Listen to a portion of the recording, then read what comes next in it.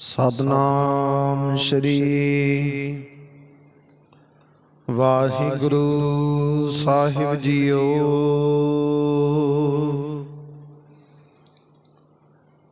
जेता समुंद सागर नीर भरिया तेते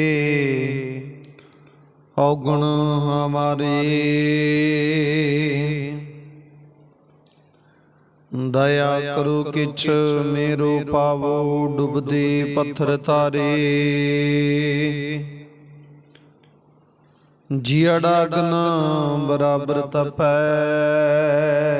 भीतर वागै घाती। प्रणवत नानक हुक्म पछाणै सुख होवै दिन राती।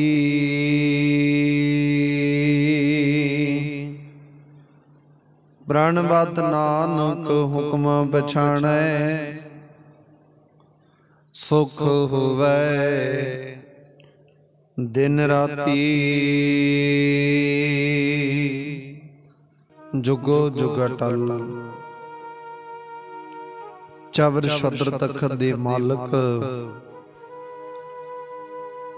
दसां पातशाहियां जी दी जोत हाजर नाजर श्री गुरु ग्रंथ साहिब महाराज जी दे पावन पवित्र सतगुरां दे सन्मुख हजूरी अंदर जुड़ बैठी गुरु प्यारी गुरु सवारी। गुरु की साजी साज के निवाजी गुरु का खास रूप खालसा साध संगत जीओ। आओ कुछ समय लई सतगुरु जी दे पावन पवित्र चरण कमलां दे नाल मन वृत्तियां कागर करके जुड़ करके बहन दी कृपालता करिए। समय और सवासां नूं सफला करिए। सतगुरां दियां खुशियां प्राप्त करना करिए। चल रही लड़ीवार शब्द विचार कथा गुरबाणी सरवण करना करिए।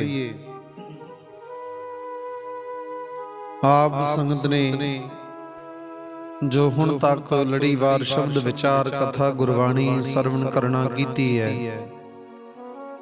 वो विचार इथों तक सी कि जिस वेले सतगुरु गुरु गोबिंद सिंह महाराज दसम पातशाह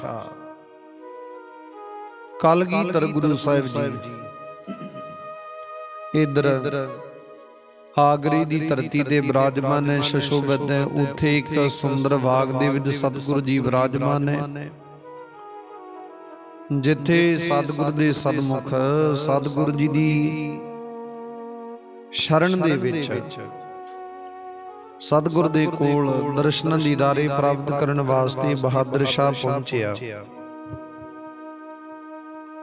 ते उस वेले उथे बैठ के अनेक प्रकार दियां अपनी मत अनुसार विचारां कर लग्या। आपां कल दी कथा दे विच सरवण कीता कि बहादुर शाह आखदा कि साडे धर्म दे विच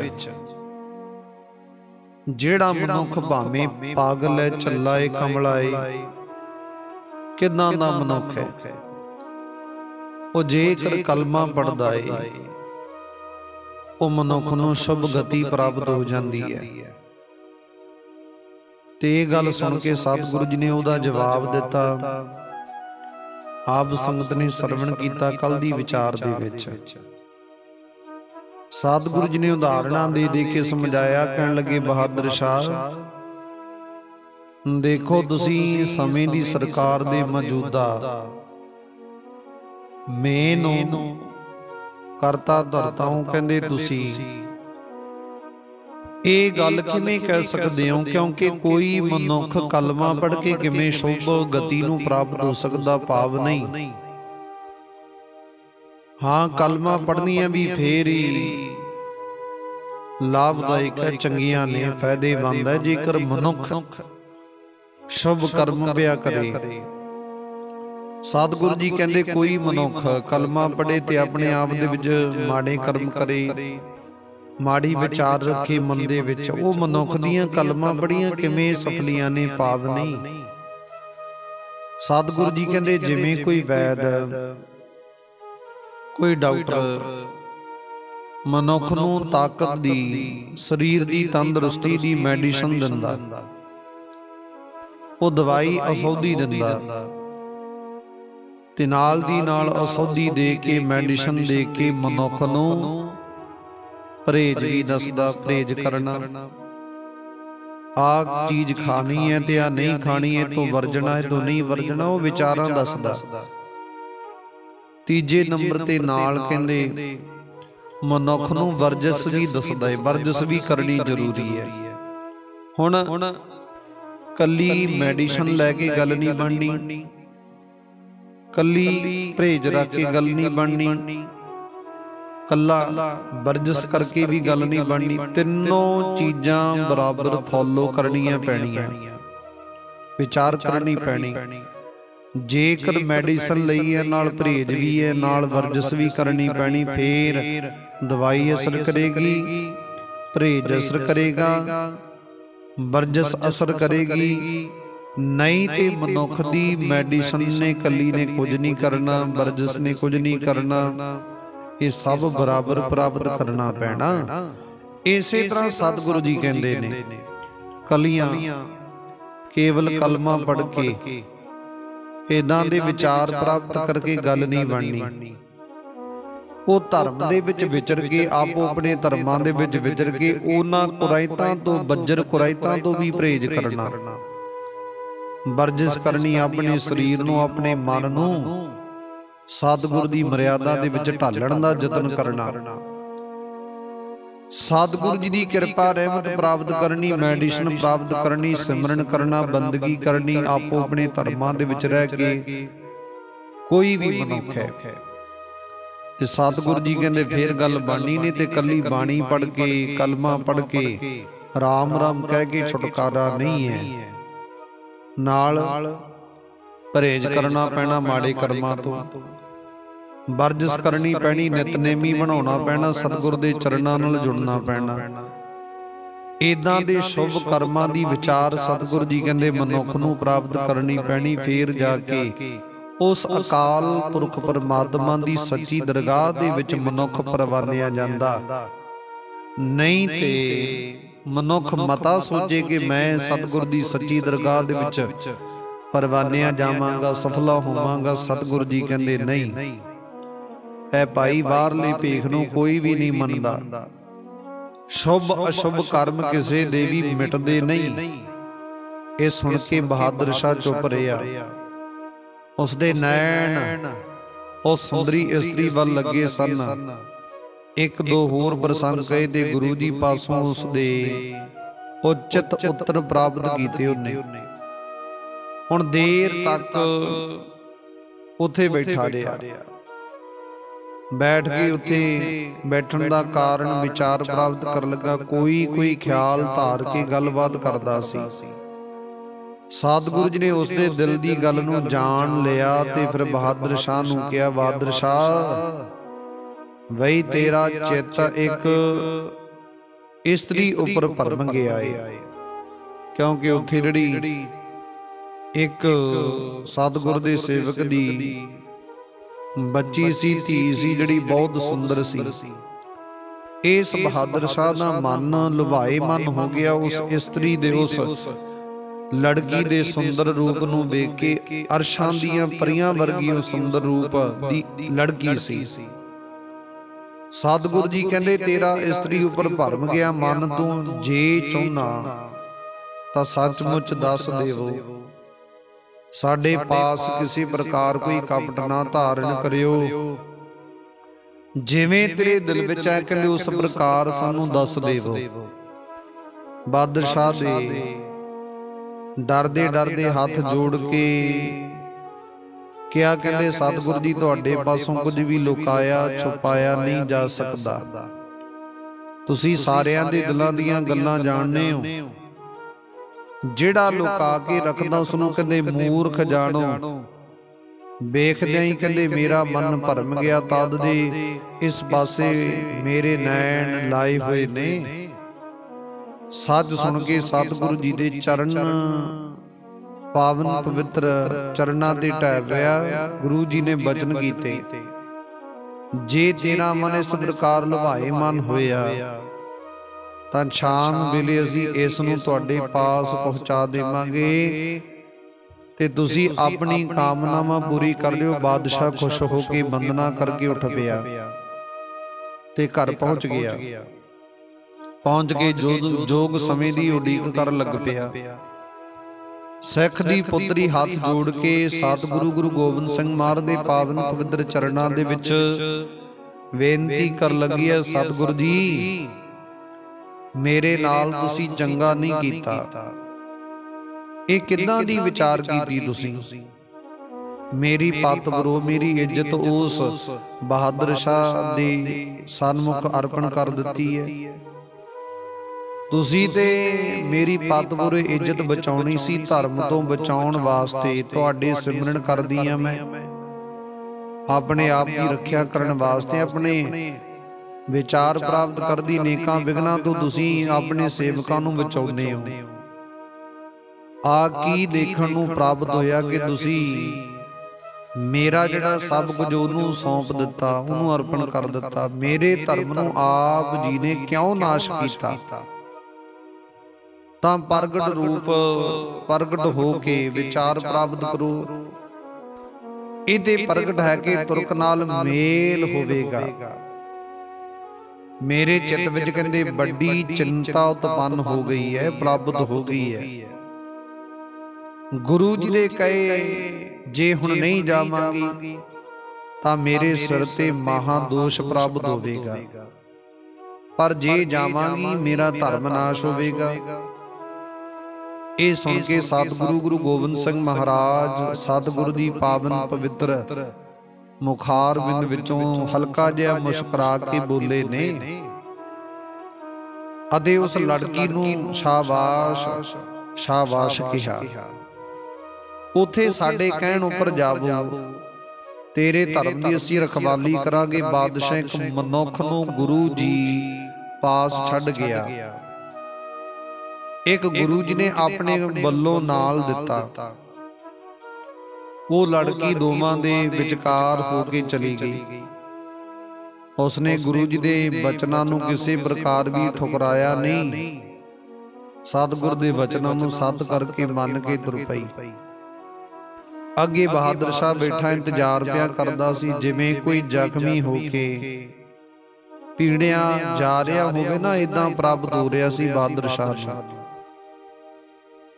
जद उसने दूर तो ही देखा कि लड़की आ रही है तो उसनों इंज दिखाई दिता जिवें उसदी अपनी खुद दी लड़की होवे। दोवें पासी दो शेर आ रहे हुण इदां प्रतीत होया। वो लड़की दोवां शेरां दे कंन फड़ के लिया रही होवे, इदां इनू देखण दे विच प्राप्त होया। बहादुर शाह वेख के बहुत डर गया कि बड़ी जालम इस्त्री वेखी है, ये नेड़े पहुंच के मैनू मार देवेगी। जिवें वो लड़की नेड़े जांदी सी तिवें तिवें वो डर मन दे विच धारण करदा जा रहा सी। मन दे विच डर उत्पन्न हो गया। जिस मन दे विच उस लड़की प्रति मंद विचार सी ना, उसे मन दे विच भै प्राप्त हो गया, डर प्राप्त हो गया। मन दे विच इदां दी प्राप्ति हो गई, इदां जानन लग पिया कि ये लड़की शायद मेरे काल दा रूप है, मरण दा कारण है। इदां जदों देखिया इस रूप दे विच वो बहादुर शाह ने विचार कीती, वड्डी जालम इस्त्री है, लड़की है, ये नेड़े पहुंच के मैनू मार देवेगी।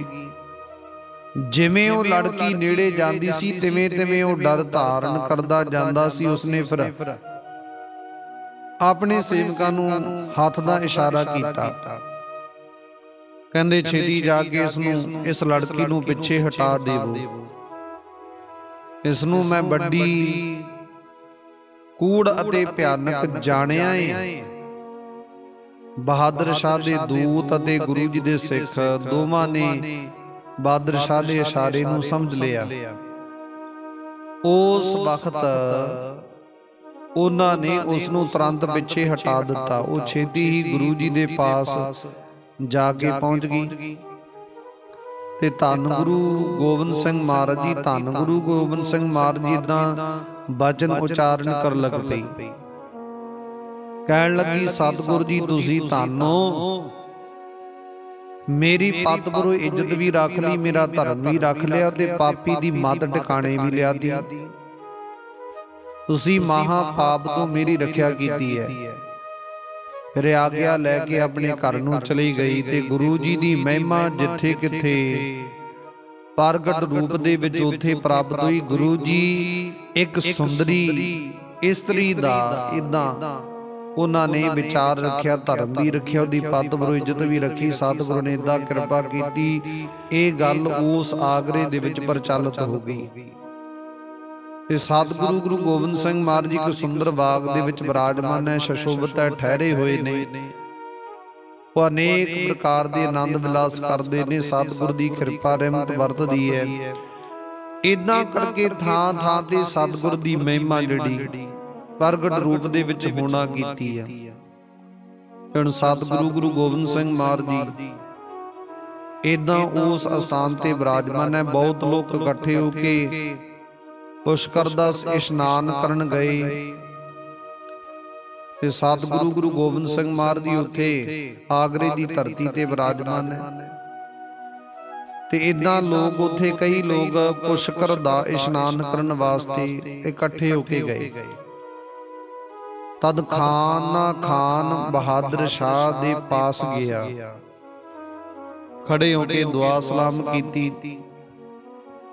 ਫਿਰ ਬਹਾਦਰ ਸ਼ਾਹ ਨੇ ਪੁੱਛਿਆ, ਕਹਿੰਦੇ ਬਹੁਤ ਲੋਕ ਆਗਿਆ ਲੈ ਕੇ ਗਏ ਨੇ, ਉਹ ਤੀਰਥਾਂ ਉੱਪਰ ਇਸ਼ਨਾਨ ਕਰਨਾ ਚਾਹੁੰਦੇ ਨੇ। ਗੁਰੂ ਜੀ ਇੱਧਰ ਆਏ ਹੋਏ ਨੇ ਕਿ ਨਹੀਂ, ਜੇ ਚਿੱਤ ਵਿੱਚ ਜਾਣਾ ਚਾਹੁੰਦੇ ਨੇ ਤਾਂ ਚਲੇ ਜਾਣ। ਖਾਨਾ ਖਾਨ ਕਹਿਣ ਲੱਗਾ, ਸਤਿਗੁਰੂ ਕਹਿਣ ਲੱਗਾ, ਮੈਂ ਵੇਖੇ ਨੇ ਗੁਰੂ ਜੀ ਆਪਣੇ ਡੇਰੇ ਵਿੱਚ ਵਿਰਾਜਮਾਨ ਹੈ, ਉਹ ਸ਼ਸ਼ੋਭਤ ਉੱਥੇ ਹੀ ਹੈ ਵਿਰਾਜਮਾਨ ਹੈ। ਤੁਹਾਡੇ ਵੱਲੋਂ ਜਾ ਕੇ ਸੁਣਾਉਣਾ, ਜਿਵੇਂ ਉਹਨਾਂ ਦਾ ਮਨੋਰਥ ਹੈ ਤੁਹਾਨੂੰ ਆ ਕੇ ਮੈਂ ਸੁਣਾ ਦਿੰਦਾ। ਫਿਰ ਖਾਨਾ ਖਾਨ ਚੱਲ ਕੇ ਔਰ ਸਤਿਗੁਰੂ ਗੁਰੂ ਗੋਬਿੰਦ ਸਿੰਘ ਮਹਾਰਾਜ ਦੇ ਸਨਮੁਖ ਪਹੁੰਚਿਆ। ਉਹਨੇ ਨਮਸਕਾਰ ਕੀਤੀ, ਸਤਿਗੁਰ ਦੇ ਦਰਸ਼ਨਾਂ ਦੀਦਾਰੇ ਪ੍ਰਾਪਤ ਕੀਤੇ ਨੇ ਤੇ ਕਹਿੰਦੇ ਗੁਰੂ ਜੀ ਪਾਸ ਆ ਗਿਆ ਤੇ ਬਹਾਦਰ ਸ਼ਾਹ ਦਾ ਕਿਹਾ ਹੋਇਆ ਸਾਰਾ ਹਾਲ ਸੁਣਾ ਦਿੱਤਾ, ਸਾਰੀ ਵਿਚਾਰ ਸੁਣਾ ਦਿੱਤੀ ਹੈ। ਸਤਿਗੁਰੂ ਜੀ ਨੇ ਫਿਰ ਮੁਖ ਤੋਂ ਉਚਾਰਨ ਕੀਤਾ, ਕਹਿੰਦੇ ਉਹ ਹਿੰਦੂਆਂ ਦਾ ਤੀਰਥ ਹੈ, ਉੱਥੇ ਜਾਣਾ ਸਾਡੇ ਕਿਹੜੇ ਕੰਮ ਨੇ। ਇਸ ਪ੍ਰਕਾਰ ਸੁਣ ਕੇ ਖਾਨਾ ਖਾਨ ਫਿਰ ਬਹਾਦਰ ਸ਼ਾਹ ਦੇ ਪਾਸ ਗਿਆ ਤੇ ਜਾ ਕੇ ਉਸਨੇ ਗੁਰੂ ਜੀ ਦੀ ਕਹੀ ਹੋਈ ਗੱਲ ਬਹਾਦਰ ਸ਼ਾਹ ਨੂੰ ਸੁਣਾ ਦਿੱਤੀ। ਸੁਣ ਕੇ ਬਹਾਦਰ ਸ਼ਾਹ ਸੰਸੇ ਵਿੱਚ ਪੈ ਗਿਆ। ਅਗਲੇ ਦਿਨ ਉਸਨੇ ਸਤਿਗੁਰੂ ਜੀ ਨੂੰ ਬੁਲਾਇਆ ਤੇ ਚੰਦਨ ਦੀ ਚੌਂਕੀ ਉੱਪਰ ਬਿਠਾ ਕੇ ਫਿਰ ਵੰਦਨਾ ਕਰਕੇ ਪ੍ਰਸੰਗ ਚਲਾਇਆ। ਦੋ ਰਾਹ ਹਨ, ਤੁਹਾਨੂੰ ਕਿਹੜਾ ਚੰਗਾ ਲੱਗਦਾ, ਤੁਸੀਂ ਕਿਹੜੇ ਮਾਰਗ ਤੇ ਕਿਹੜੇ ਰਾਹ ਤੇ ਭਰੋਸਾ ਰੱਖਦੇ ਹੋ, ਹਿੰਦੂ ਜਾਂ ਤੁਰਕ। ਤਦ ਉਸ ਪ੍ਰਕਾਰ ਹੀ ਵਰਣਨ ਕਰੋ। ਸਤਿਗੁਰ ਦੇ ਸਨਮੁਖ ਬਹਾਦਰ ਸ਼ਾਹ ਨੇ ਇਦਾਂ ਬੇਨਤੀ ਕੀਤੀ, ਅਰਜ਼ ਕੀਤੀ ਹੈ। ਇਹ ਸੁਣ ਕੇ ਸਤਿਗੁਰੂ ਗੁਰੂ ਗੋਬਿੰਦ ਸਿੰਘ ਮਹਾਰਾਜ ਜੀ ਪਾਵਨ ਪਵਿੱਤਰ ਮੁਖਾਰਬਿੰਦ ਵਿੱਚੋਂ ਫਰਮਾਉਣ ਲੱਗੇ ਨੇ। ਸਤਿਗੁਰੂ ਜੀ ਕਹਿੰਦੇ ਹਿੰਦੂ ਤੁਰਕ ਜਿਸ ਪ੍ਰਕਾਰ ਚੱਲਦੇ ਨੇ ਨਾ, ਅਸੀਂ ਦੋਵਾਂ ਦੇ ਖੈਰ ਖਾਂ ਹਾਂ। ਜਿਵੇਂ ਹਿੱਤ ਵੇਖਦੇ ਆ ਉਸ ਪ੍ਰਕਾਰ ਹੀ ਉਪਦੇਸ਼ ਦਿੰਨੇ ਆ। ਫਿਰ ਬਹਾਦਰ ਸ਼ਾਹ ਨੇ ਬੇਨਤੀ ਕੀਤੀ, ਕਹਿਣ ਲੱਗਾ, ਕਹਿੰਦੇ ਕਿ ਖੁਦਾ ਏ, ਇੱਕ ਇਮਾਨ ਹੈ ਕਿ ਇਸ ਪਾਸੇ ਤੁਹਾਡਾ ਇਰਾਦਾ, ਇਹ ਸਾਰੇ ਨਿਰਣੇ ਕਰਕੇ ਸਾਨੂੰ ਸਮਝਾਓ। ਇਸ ਪ੍ਰਕਾਰ ਸੁਣ ਕੇ ਸਤਿਗੁਰੂ ਜੀ ਮੁਸਕਰਾ ਕੇ, ਤਿੰਨ ਖੁਦਾ ਨੇ ਸਤਿਗੁਰੂ ਜੀ ਕਹਿੰਦੇ ਮੁਸਕਰਾ ਕੇ ਇਦਾਂ ਬਚਨ ਫਰਮਾਉਣ ਲੱਗੇ ਨੇ। ਬਾਦਸ਼ਾਹ ਕਹਿਣ ਲੱਗਾ, ਇਹ ਕੀ, ਸਿਆਣੇ ਲੋਕ ਐਸੀਆਂ ਗੱਲਾਂ ਨਹੀਂ ਕਰਦੇ ਸਤਿਗੁਰੂ ਜੀ, ਤਿੰਨ ਖੁਦਾ ਕਿਵੇਂ ਹੋ ਸਕਦੇ, ਇੱਕ ਖੁਦਾ ਹੀ ਹੈ। ਸਾਰਿਆਂ ਪਾਸੋਂ ਸੁਣਿਆ ਵੇਦ ਕੁਰਾਨ ਸਾਰੀਆਂ ਕਿਤਾਬਾਂ ਦੇ ਵਿੱਚ ਗ੍ਰੰਥਾਂ ਦੇ ਵਿੱਚ ਹੀ ਵਰਣਨ ਕਰਦੇ ਕਿ ਅਕਾਲ ਪੁਰਖ ਵਾਹਿਗੁਰੂ ਪਰਮਾਤਮਾ ਇੱਕ ਹੈ, ਖੁਦਾ ਇੱਕ ਹੈ। ਇਹ ਸੁਣ ਕੇ ਫਿਰ ਸਤਿਗੁਰੂ ਜੀ ਨੇ ਫਰਮਾਉਣਾ ਕੀਤਾ, ਕਹਿੰਦੇ ਨਿਚੇ ਹੀ ਖੁਦਾ ਇੱਕ ਹੈ ਤੇ ਈਮਾਨ ਵੀ ਇੱਕ ਹੈ। ਤੁਰਕ ਹੋ ਕੇ ਜਿਹੜਾ ਤੁਹਾਡੇ ਅੱਗੇ ਆਪਣਾ ਰਾਮ ਨਾਰਾਇਣ ਉਚਾਰਨ ਕਰਦਾ, ਉਸ ਨੂੰ ਬੁਰਾ ਮੰਨ ਕੇ ਵਰਜਦੇ ਹੋ, ਮੌਲਾ ਪਾਕ ਕਹੂ ਇਹ ਉਚਾਰਨ ਕਰਦੇ ਹੋ। ਤੇ ਸਤਿਗੁਰੂ ਜੀ ਕਹਿੰਦੇ ਤੁਸੀਂ ਮਿਲ ਮਿਲ ਕੇ ਪੁਕਾਰ ਪੁਕਾਰ ਕੇ ਕਹਿੰਦੇ ਹੋ ਬਹਿਸਤ ਸਾਡੇ ਸੁਖ ਵਾਸਤੇ ਬਣਿਆ, ਸੱਚਖੰਡ ਸਾਡੇ ਸੁਖ ਵਾਸਤੇ ਬਣਿਆ, ਦੋਜਕ ਹਿੰਦੂਆਂ ਵਾਸਤੇ ਬਣਿਆ। ਉਹਨਾਂ ਦਾ ਮਤ ਤੁਹਾਨੂੰ ਚੰਗਾ ਨਹੀਂ ਲੱਗਦਾ। ਖੁਦਾ ਦਾ ਨਾਮ ਸਿਮਰਨ ਜਿਹੜਾ ਮੌਲਾ ਆਦ ਹੈ, ਜੇ ਹਿੰਦੂਆਂ ਵਿੱਚ ਕੋਈ ਖੁਦਾ ਨੂੰ ਯਾਦ ਕਰਕੇ ਇਸ ਦਾ ਸਿਮਰਨ ਕਰੇ ਤਾਂ ਕਹਿੰਦੇ ਆ ਕਿ ਇਹ ਵਿਛੜ ਗਿਆ ਤੇ ਜਾਤ ਪਾਤ ਤੋਂ ਬਾਹਰ ਕਰਵਾ ਦਿੰਦੇ ਹੋ, ਇੱਥੋਂ ਤੱਕ ਉਹਨੂੰ ਦੇਸ ਨਿਕਾਲਾ ਦੇ ਦਿੰਦੇ ਹੋ। ਜਿਸ ਨੂੰ ਦੋਵਾਂ ਦੇ ਵਿੱਚ ਇੱਕ ਮੰਨਿਆ ਜਾਂਦਾ, ਕਹਿੰਦੇ ਉਸਨੇ ਸਾਰਿਆਂ ਦੀ ਤਰਫਦਾਰੀ ਦਾ ਹਿਤ ਨਾਸ਼ ਕੀਤਾ। ਜੇ ਝਗੜ ਕੇ ਦੋ ਪੱਖ ਬਣਾਏ ਤਾਂ ਉਹਨਾਂ ਨਾਲ ਕਦੇ ਵੀ ਮੇਲ ਨਹੀਂ ਕਰਦੇ। ਦੋਵਾਂ ਮਜ਼ਹਬਾਂ ਵਿੱਚ ਇੱਕ ਰੱਬ ਹੈ, ਪਰਮਾਤਮਾ ਇੱਕ ਹੈ, ਖੁਦਾ ਇੱਕ ਹੈ, ਰਾਮ ਇੱਕ ਹੈ, ਅੱਲਾ ਇੱਕ ਹੈ, ਗੋਡ ਇੱਕ ਹੈ। ਇਸ ਵਿੱਚ ਕੋਈ ਵੀ ਝਗੜਾ ਨਹੀਂ ਹੈ। ਸਾਡਾ ਮਾਰਗ ਇਸੇ ਨੂੰ ਸਮਝ ਗਏ। ਇਹ ਕਹਿੰਦੇ ਸੁਣ ਕੇ ਬਹਾਦਰ ਸ਼ਾਹ ਚੁੱਪ ਹੋ ਗਿਆ। ਕੋਈ ਵੀ ਉੱਤਰ ਅੱਗੇ ਉਹ ਨਾ ਦਿੱਤਾ ਤੇ ਕਹਿੰਦਾ ਕੁਝ ਸਮੇਂ ਤੱਕ ਸਤਿਗੁਰੂ ਜੀ ਉੱਥੇ ਬਿਰਾਜਮਾਨ ਰਹੇ। ਫਿਰ ਰੁਖਸਤ ਹੋ ਕੇ ਆਪਣੇ ਡੇਰੇ ਪਹੁੰਚ ਗਏ। ਉਸ ਵਕਤ ਪ੍ਰਤੀ ਦਿਨ ਬਹੁਤ ਬਚਿੱਤਰ ਵਸਤਾਂ ਆਉਂਦੀਆਂ ਸਨ ਤੇ ਭੇਦ ਭਾਂਤ ਭਾਂਤ ਦੇ ਕੀਮਤੀ ਵਸਤਰ ਪ੍ਰਾਪਤ ਕਰਦੇ ਸਨ। ਦੂਰ ਦੂਰ ਦੇਸ਼ਾਂ ਦੇ ਬਹੁਤ ਮੇਵੇ ਜਿਹੜੇ ਭਾਂਤ ਭਾਂਤ ਦੇ ਸਵਾਦਾਂ ਨਾਲ ਭਰੇ ਹੋਏ ਸਨ, ਉਹਨਾਂ ਨੂੰ ਬਹਾਦਰ ਸ਼ਾਹ ਭਲੀ ਪ੍ਰਕਾਰ ਭੇਜਦਾ ਸੀ। ਕਹਿਣੇ ਤੇ ਅਜੀਬ ਘੋੜੇ ਵੀ ਪਹੁੰਚਾਉਂਦਾ ਸੀ। ਕਈ ਵਾਰ ਆਪ ਚੱਲ ਕੇ ਆ ਜਾਂਦਾ ਤੇ ਕਈ ਵਾਰ ਸਤਿਗੁਰੂ ਜੀ ਨੂੰ ਆਪਣੇ ਪਾਸ ਬੁਲਾ ਲੈਂਦਾ। ਇਸ ਪ੍ਰਕਾਰ ਆਪਣੀ ਪ੍ਰੀਤ ਜਤਾਉਂਦਾ ਸਤਿਗੁਰ ਦੇ ਸਨਮੁਖ ਤੇ ਖਰਚੇ ਵਾਸਤੇ ਬਹੁਤ ਧਨ ਭੇਜਦਾ।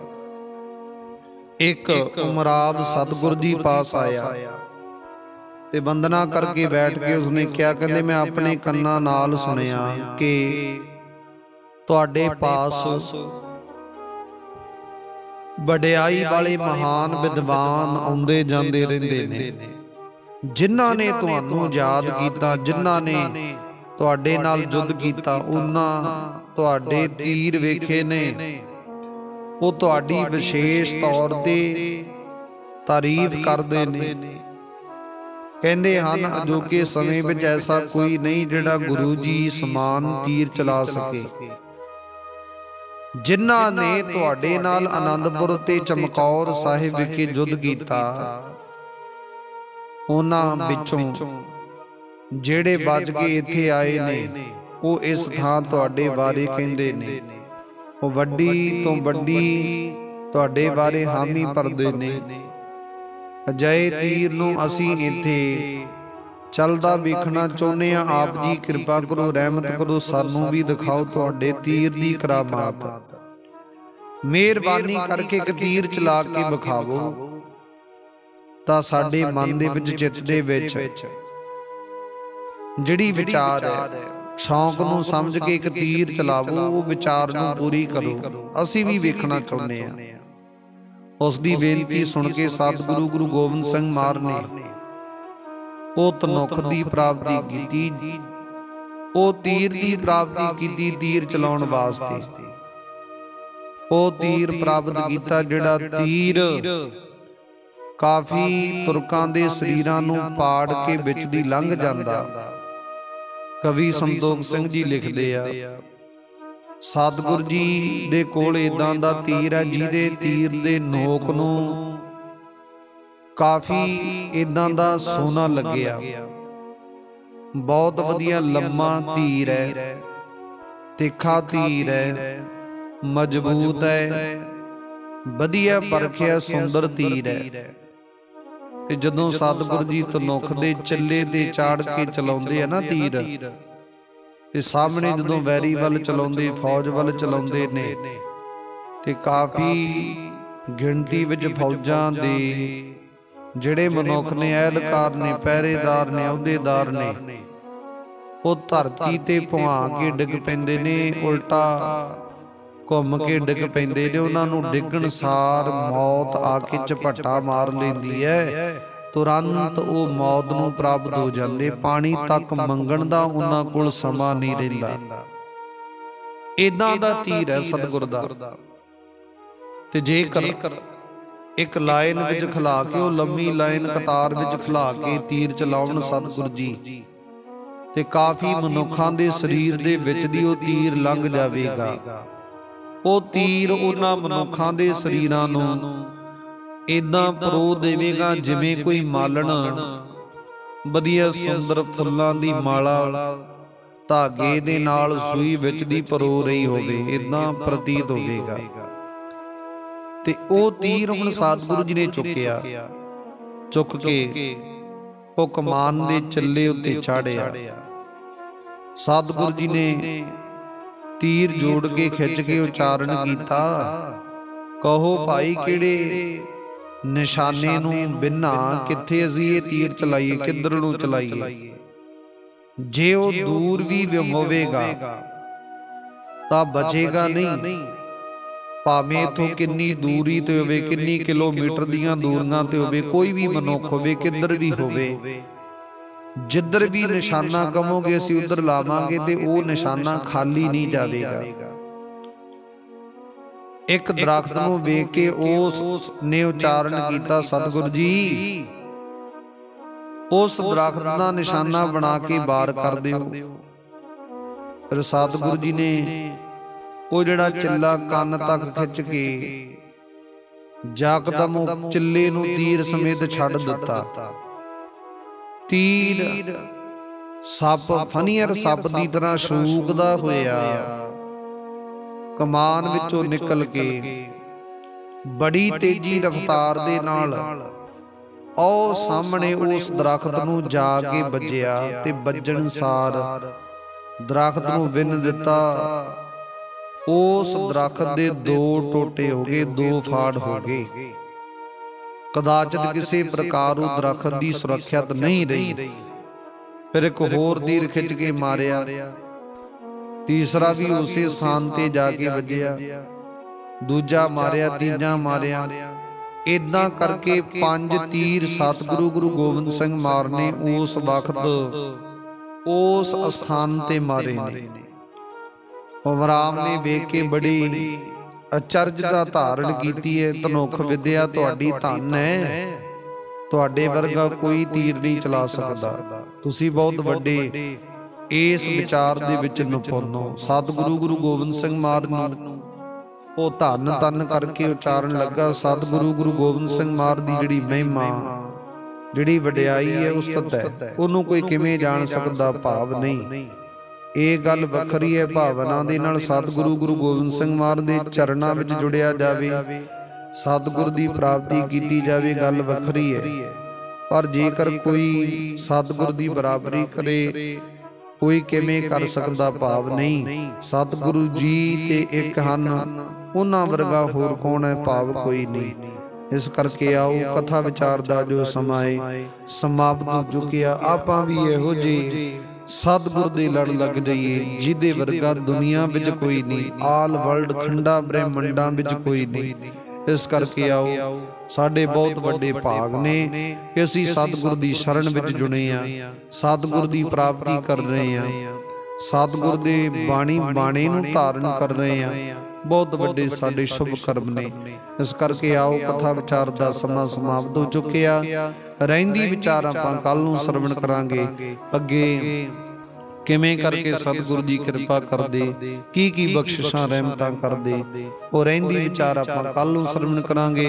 ਆਓ ਅੱਜ ਦੀ ਵਿਚਾਰ ਇਥੋਂ ਤੱਕ ਪ੍ਰਵਾਨ ਕਰਨੀ, ਗੁਰੂ ਚਰਨਾਂ ਦੇ ਵਿੱਚ ਸਮਾਪਤੀ ਕਰਨ ਦਾ ਯਤਨ ਕਰੀਏ। ਸਤਿਗੁਰੂ ਜੀ ਕਿਰਪਾ ਕਰਦੇ ਨੇ।